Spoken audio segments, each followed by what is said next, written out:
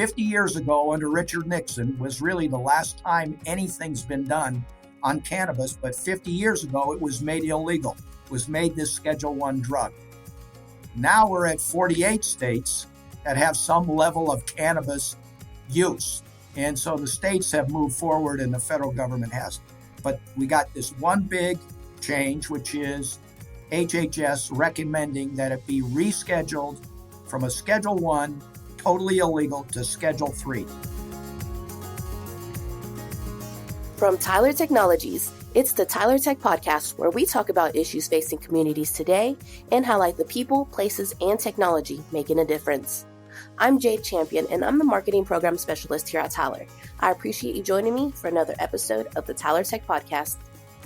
Today, we're bringing you a special episode featuring an interview with Congressman Ed Perlmutter, a former U.S. Representative for Colorado's 7th Congressional District. In this interview, Tyler's Alex Valvassori asked Congressman Perlmutter to walk us through the history of the Safe Banking Act bill and the challenges he's encountered over the years. The Congressman also talks about the introduction of the SAFER bill, which is a new iteration of SAFE. We also get his take on where he sees the cannabis industries in years to come. Please note that this conversation was recorded on October 2nd, 2023. There are references to specific roles held by members of Congress that have become outdated by the time this episode was released on October 16th. I hope you enjoy their conversation. Hi, my name is Alex Valvassori, Managing Director for Tyler Technologies' Cannabis team. I'm thrilled to be joined today by former U.S. Congressman Ed Perlmutter. Congressman, thanks for being with us today. Alex, it's great to be here.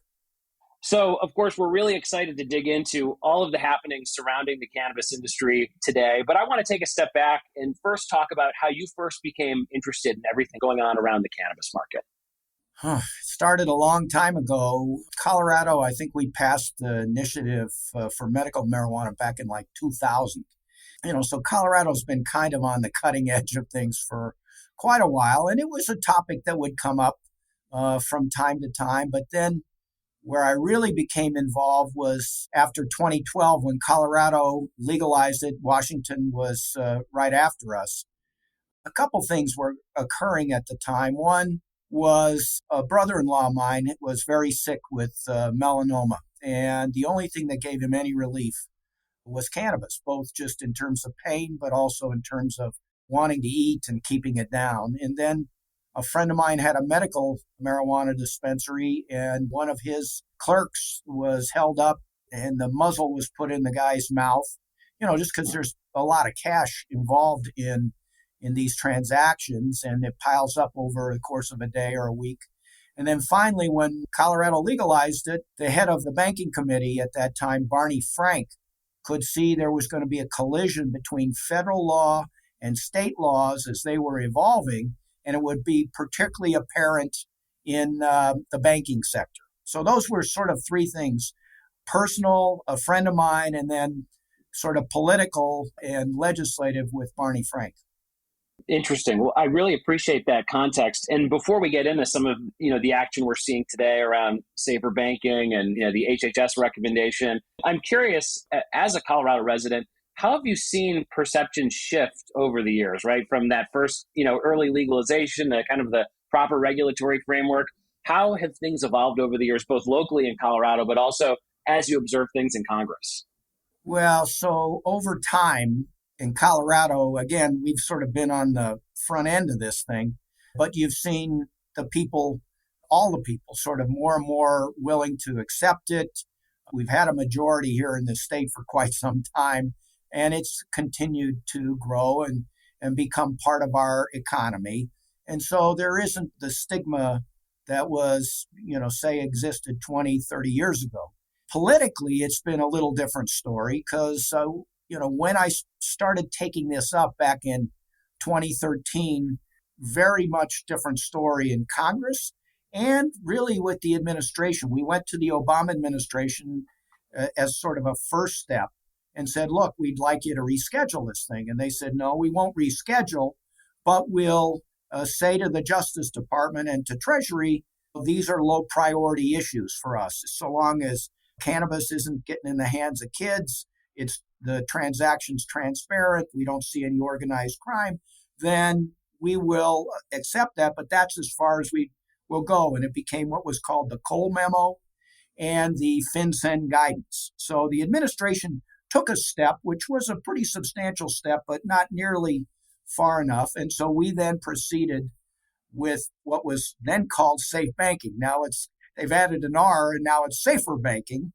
But when I first would suggest bringing it up in committee, and I served on the Financial Services Committee, which is insurance, banking, housing, monetary policy, that kind of stuff. I served on that my 16 years in the Congress. When I bring it up, the subject of cannabis, I got what was called the chuckle factor.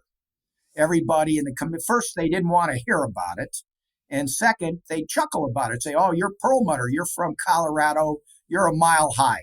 And I'd say, look, guys, this is serious business. There's a lot of cash here. There's a public safety element to it.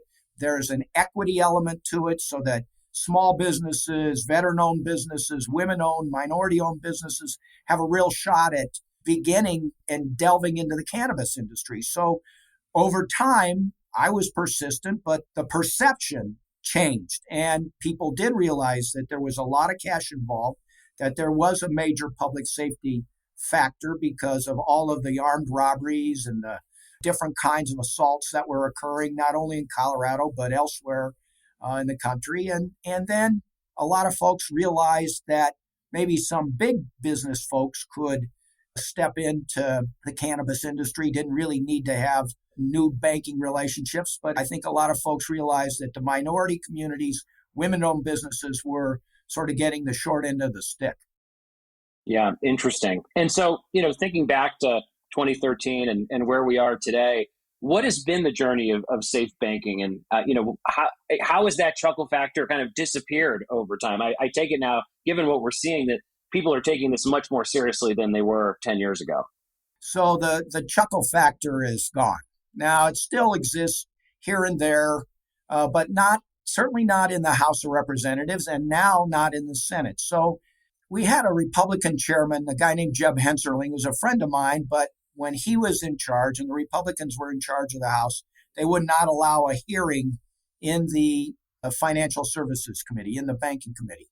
When Democrats won in 2019, Maxine Waters said, okay, Perlmutter, you've been talking about this a long time. Either put up or shut up. And so we provided witnesses from the banking and credit unions, from the cannabis industry, insurance, from a whole variety of places, including law enforcement, that this was something that needed to be done. And we were able to get all the Democrats in the committee and half of the Republicans on the committee to support moving the bill forward to then what's called the Rules Committee. And then at the Rules Committee, we showed everybody that we had a lot of support among Democrats and Republicans, came to the House floor. This was in 2019. And I think virtually every Democrat voted for it, and almost half the Republicans supported it. So very big bipartisan vote out of the House. But then it got stuck in the Senate Banking Committee, where it's been stuck for 5 years. So under the Republicans, the bill was considered because they had the majority for the first 2 years. Under the Republicans, they said, oh, the bill's too big and it's too broad. Well, then they lost the majority in 21. And then with the Democrats, the bill was too narrow and too limited. They wanted more. The Republicans wanted less. But in the House, we felt like we'd hit the happy medium that both opened up the banking system so that legitimate businesses could have legitimate banking services, checking accounts, payroll accounts, deposit accounts, credit cards.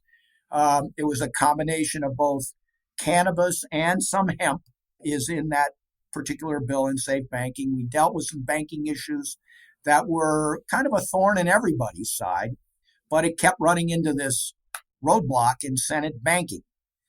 So kept knocking on the door, kept trying different avenues. The bill passed the House 7 times while I was there. And I retired at the end of last year, beginning of this year. My last day in the House of Representatives was January 3rd. And I started back to practicing law with my law firm, Holland and Knight, on January 4th. So two big things have happened this year that really within the last month that I think portend good things for the cannabis industry.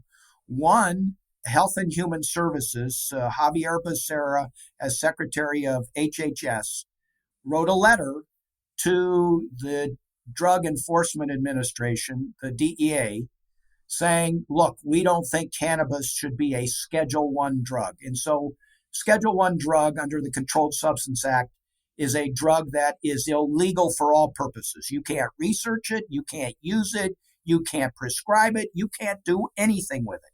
And HHS has suggested to the DEA that they reschedule it from a Schedule I drug to a Schedule III drug, which has a lot of implications to it. Because 50 years ago, under Richard Nixon, was really the last time anything's been done on cannabis, but 50 years ago, it was made illegal. It was made this Schedule I drug. Now we're at 48 states that have some level of cannabis use. And so the states have moved forward and the federal government has. But we got this one big change, which is HHS recommending that it be rescheduled from a Schedule I, totally illegal, to Schedule III. At the same time, the Senate Banking Committee actually took up the bill, which is really the first bill they've taken up of any kind in about 5 years, and passed it out of that committee 14-9 last Wednesday. And that is a very big step forward given the roadblock that has occurred in that Senate Banking Committee for 5 years. So two major steps forward. One, the HHS recommending rescheduling, and two, Senate Banking moving the bill forward from being in committee to the floor of the Senate. Yeah, interesting. Needless to say, too, monumental shifts here. There hasn't been a huge shift like this, probably dating back to the Cole memo being rescinded under Jeff Sessions, right? It's been kind of a status quo situation here in the industry. And so I want to dig into each of those and get your take kind of on what we might expect here moving forward. So first, on SAFER, I know safe banking was your baby. And I'm curious to know, is SAFER here, is this the Goldilocks bill that you think really has the legs to make it through Congress? And how do you see things shaking out? Do you think we'll see a Senate floor vote here before the end of the year?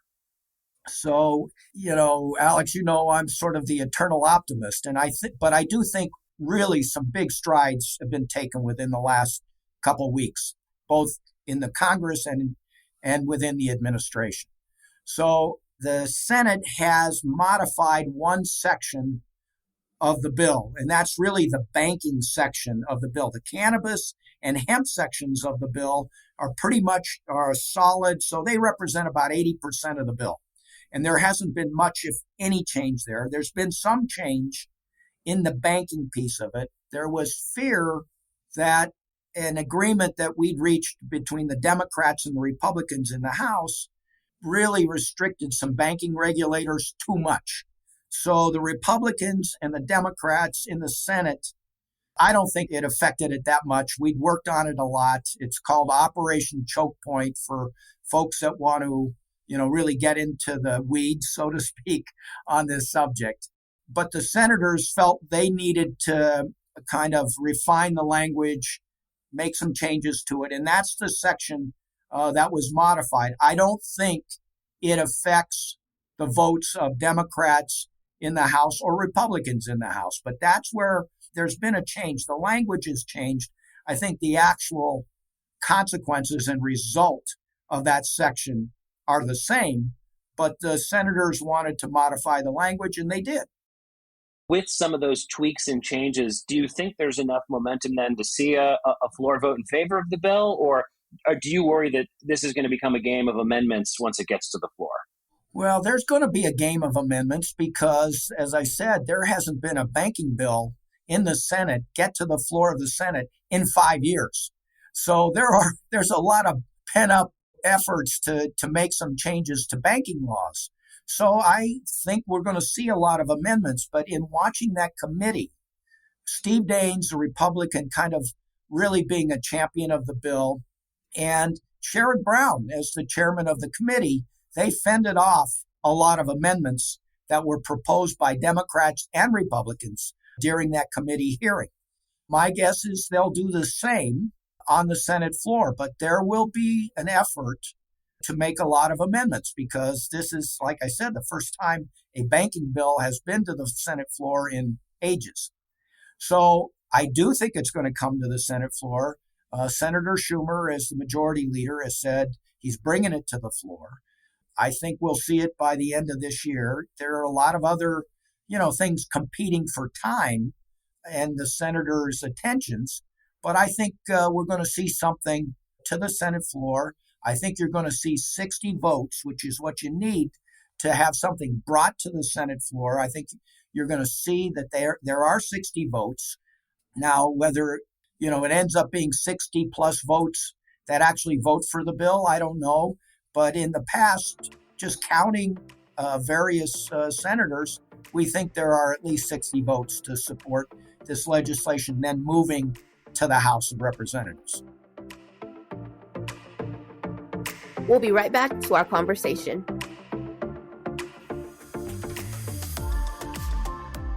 I hope you're enjoying listening to this episode of the Tyler Tech Podcast. The cannabis legalization landscape in the United States has evolved rapidly in recent years. Government agencies and departments of commerce, health, revenue, and agriculture, not to mention new cannabis regulatory agencies, have all been tasked with the complex responsibility of regulating the cannabis industry. As cannabis legalization transitions from an abstract idea to a tangible reality, it's crucial for these agencies to establish a comprehensive cannabis licensing system. Tyler recently released a blog that details the key considerations when establishing a framework for regulating the legal cannabis industry. You can find it in our show notes. This blog offers best practices to make sure you're prepared to comply with the law and protect public health and safety. Now let's get back to the Tyler Tech Podcast.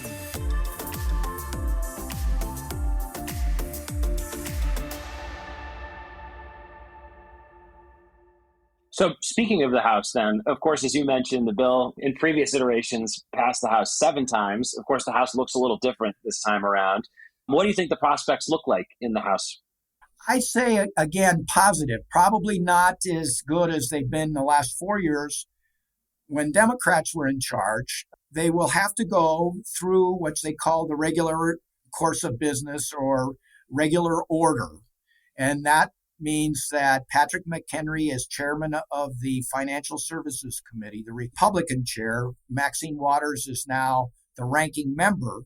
So they'll have to have a committee hearing and mark up the bill. Now, the bill's been through that committee a bunch, but there are some new people on both sides of the aisle. My guess is, though, Patrick, he's not a supporter of the bill, but he's willing to be an honest broker and say, look, if you go through the right steps and you have the votes where you're supposed to have votes, I'm not going to get in the way. And he was very much honored that word the whole time I was there, the last 4 or 5 years. Even though he didn't vote for the bill, he didn't throw himself in front of the bill to stop it. But you still have a challenge. You've got to do a good job in the committee to get it out of the committee. Then it would go to the Rules Committee. So the Rules Committee, for those that don't know, is sort of the traffic cop for the House of Representatives. It's a very lopsided committee in favor of the majority party. And this year, there are 9 Republicans on that committee and 4 Democrats. Last year, there were 9 Democrats and 4 Republicans. That committee says what the terms of debate will be, what amendments are going to be made in order. And so it's got to get through the Rules Committee to come to the floor of the House. And I think that will happen. The chairman of the committee, a guy named Tom Cole from Oklahoma, has been a supporter of the bill in the past. And the Speaker of the House, at least as of today, Kevin McCarthy, has been a supporter of the bill in the past. And I think they will continue to support the legislation. Now, one of the wrinkles that comes in here is the Republicans have a rule within their caucus, within their conference, their group of Republicans, that they don't want to bring anything to the floor of the House unless at least half of their members support the bill.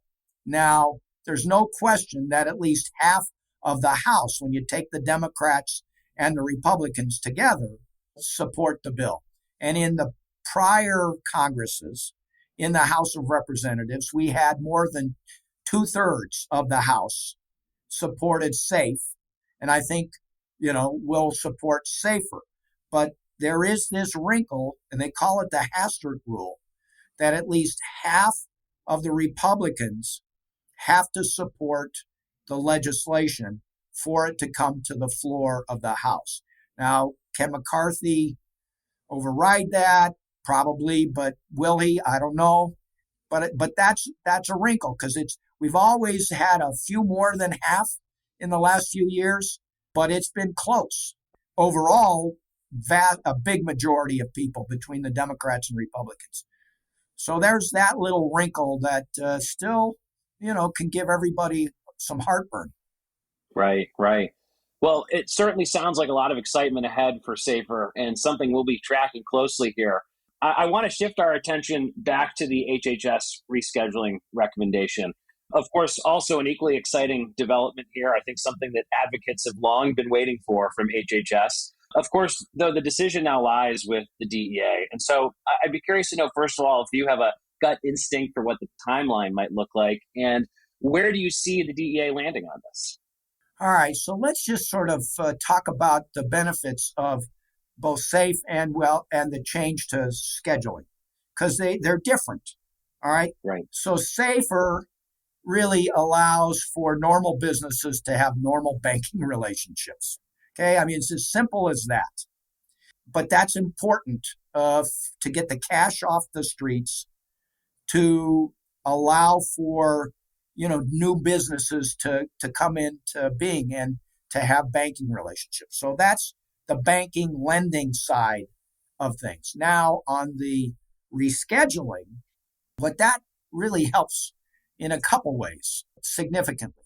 One, for cannabis businesses, it helps them take tax deductions that they haven't been able to take under what's called 280E. So it's a big bump, if you will, in income, because you can't take these tax deductions that most businesses are able to take. The cannabis industry hasn't been able to do that. Secondly, and I think it's of equal importance, if not greater importance, is the ability to do research. So as I said at the beginning, if something's a Schedule 1 drug, that means it's illegal for all purposes.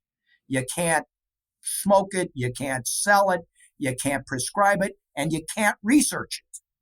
So you can't help figure out if there's some way to standardize things. You really can't figure out if there's a real downside medically, emotionally, whatever, because you can't research it. Now, cannabis, there's been one place in the country that's authorized under the law to study it, and that's like the University of Mississippi or Mississippi State or something like that. But that's it. Not even the VA can study it. So it's a big help to reschedule both on taxes and on research. And so I think it's going to make a very big difference going forward. Now, the timeline, I think the timeline for both these things probably finish by the summer of next year.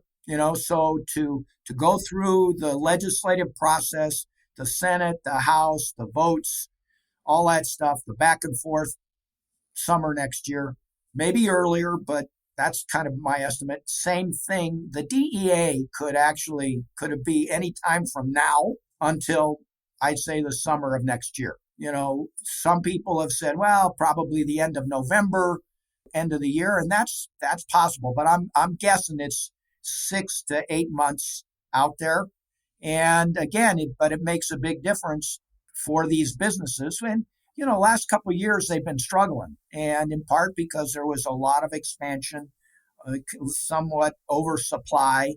But I think there's been the market shrunk a little bit, but by businesses being able to take tax deductions, they're going to see substantial help to the bottom line.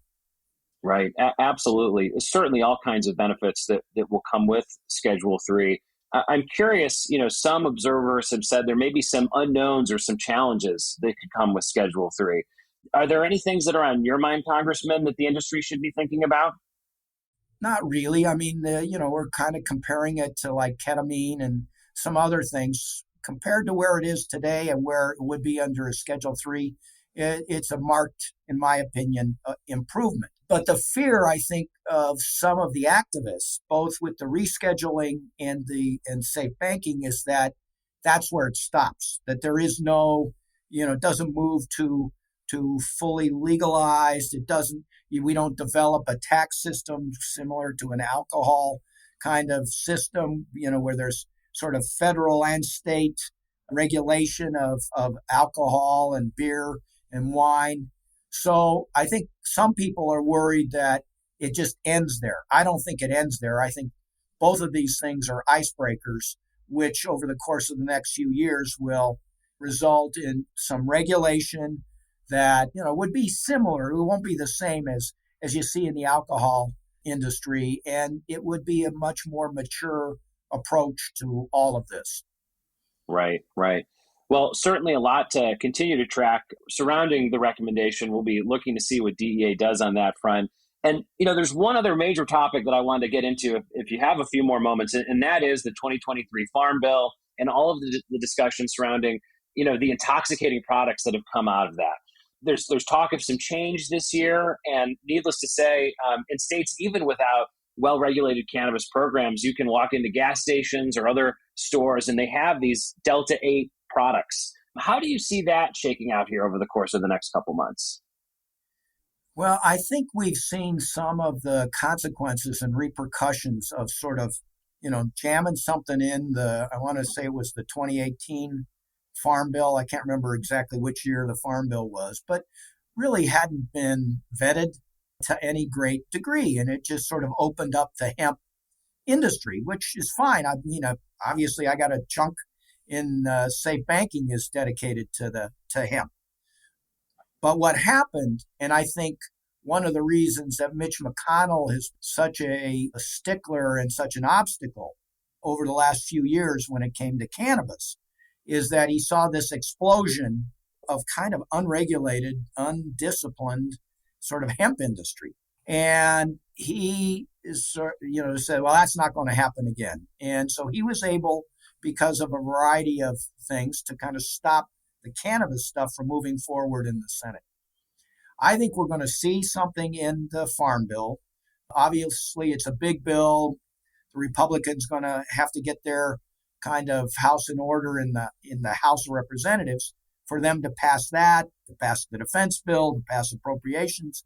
But there will be some effort to standardize and have the FDA, I think, is probably the most logical agency to really take a much bigger role in trying to deal with hemp, to deal with, the products, the byproducts of the hemp, the THC levels in the hemp, and try to, have a little more structure to what's really kind of a Wild West, approach that's been taken here. So, yes, I think there'll be something in the Farm Bill. I think the FDA is probably going to get a much bigger role than they've had in the past, but might be a different agency. I don't know, but I think that's probably the most logical place for them to take on a bigger role. Now, is the FDA equipped to do it? They're going to have to get some additional support because it's got a lot of responsibilities, a lot of public safety things come through the FDA,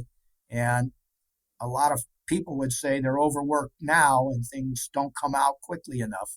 So that'll be sort of one of the things that we got to consider, or that the members, I still talk about it as if I'm in Congress. I'm not in Congress. I'm glad I'm not in Congress, but the members of Congress will have to consider staffing that agency appropriately so that it can do all of the studies and work that it needs to do to make sure these products are safe, that people know what they're getting. Well, it sounds like a lot of moving pieces on the hemp side. And so it will be interesting to see what happens there. And Congressman, we're so grateful for all the time you provided today. Before we go, I have just one last question for you. I think you and I are both optimists, especially as it relates to some of this progress here. So suppose we get to next summer, right? And we're fortunate to live in a world where cannabis has been rescheduled to Schedule 3. We have safer banking on the books. What's next? As you think to the next 3, 5, even 10 years, what do you see Congress doing as we look to the future of the cannabis industry? Well, I don't want to get too far ahead of ourselves, but I think you'll see something like what's called the States Act. So Cory Gardner, who's a senator from Colorado, and I were part of a panel last week at a conference in Chicago. And Cory was always the sponsor of what's called the States Act. But basically, if cannabis or hemp or whatever, anything with THC was legal within a certain state, then that state could, move forward with its own regulations. I see the federal government coming in, as I said, kind of with this approach that would be similar to alcohol, to wines and beers, so that there is both a federal overlay and a state overlay to the regulation of cannabis, of hemp, so that people know what they're getting. There's some level of standardization and safety attached to it. And so I think that's what's really we're looking at over a 3 to 5 year process, is kind of a federal taxing regime. I think we're going to see a federal research approach. I think we're going to see states still play a big role in the overall regulation of particular businesses within their borders. So there's a lot of things coming up, but I don't want to look. I am very much an optimist. I very much think that there's going to be some real steps forward, but unless and until that happens, and unless and until people who support these steps make sure that Congress does its work, that the administration and the DEA do their work, I don't want to get too far ahead of ourselves. Well, it certainly is an exciting time for the industry, and I'm really excited to see here what transpires over the course of the next year. Congressman, thank you so much for joining us here today and for everything you've done to advocate for the industry. Alex, thank you very much. Take it easy. Are you looking to learn more about the topics discussed today? Check out the show notes for more resources on cannabis regulations and solutions. Thanks again to Alex and Congressman Perlmutter for sharing their conversation with us. I hope you found it to be informative. If you're enjoying our podcast, please share this episode with your friends, give us a 5-star rating, and leave us a review. It's the best way to make sure others can discover the Tyler Tech Podcast. For Tyler Technologies, I'm Jade Champion. Thanks again for joining us. We're looking to learn more about you and what you want to hear more of on the Tyler Tech Podcast. Fill out our audience survey in the show notes today to let us know how you heard of the show and what you want more of. And don't forget to rate and review the show wherever you get your podcasts.